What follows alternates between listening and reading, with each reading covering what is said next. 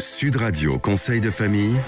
Avec Domitis Invest. Choisissez Domitis Invest et investissez l'esprit libre avec des loyers sécurisés tous les mois, que votre bien soit occupé ou non. Bonsoir à toutes, bonsoir à tous. Bonsoir Stéphane Moller. Bonsoir Olivier. Associé au sein du cabinet Villard. On va répondre ce soir à Patrick qui nous sollicite car il est peut-être comme vous, papa d'une famille recomposée. Et il nous demande des conseils sur la façon d'envisager sa transmission patrimoniale. Que peut-on lui dire ? Oui, le sujet de la transmission patrimoniale est un sujet assez compliqué et délicat, mais évidemment, il l'est encore plus lorsque la question se pose pour une famille recomposée. Oui, parce que les enfants peuvent avoir droit à des quantités de biens très différents en fonction du patrimoine de leurs parents respectifs. Il y a parfois des choix assez complexes à faire. Quelles sont les solutions, Stéphane, solutions patrimoniales pour transmettre au sein d'une famille recomposée ?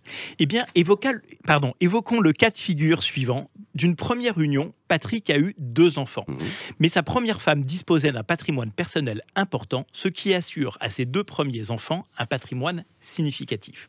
Puis Patrick se remarie avec une femme moins fortunée, avec laquelle il aura aussi 2 enfants. Ceux-ci disposeront donc de beaucoup moins de patrimoine. Il est sans doute légitime de vouloir apporter un peu plus de soutien à ces 2 enfants de sa seconde union. On l'a déjà évoqué Stéphane, mais rappelons tout de même ce qui se passe lorsqu'une personne décède. Eh bien, la transmission se passe par exemple de la façon suivante. Le conjoint hérite soit d'un quart en pleine propriété en présence d'enfants issus d'une union précédente, ou un quart en pleine propriété et 100% d'usufruit.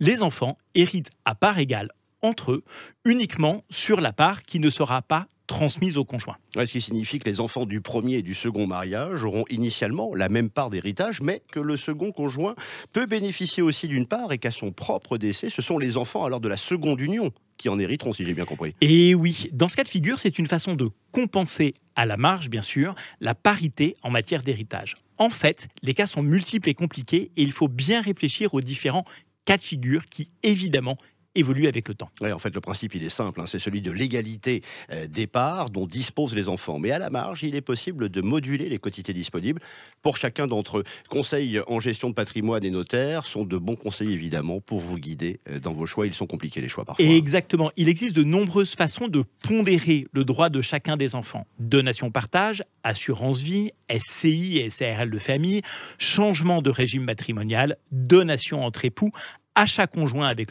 les époux ou les enfants, testament sont autant d'outils qui permettent de répondre à cette problématique du partage du patrimoine. Mais attention, 1, il faut toujours garder en tête le principe de l'équité et 2, essayer d'œuvrer avec le concours des enfants, c'est-à-dire ne jamais les mettre devant le fait accompli. Très bon conseil encore une fois. Merci Patrick pour cette bonne question. Cette chronique, vous la retrouvez en podcast sur sudradio.fr. On se retrouve demain, toujours ici. À demain Olivier. À demain. C'était Sud Radio Conseil de famille. Avec Domitis Invest. Choisissez Domitis Invest et investissez l'esprit libre avec des loyers sécurisés tous les mois, que votre bien soit occupé ou non.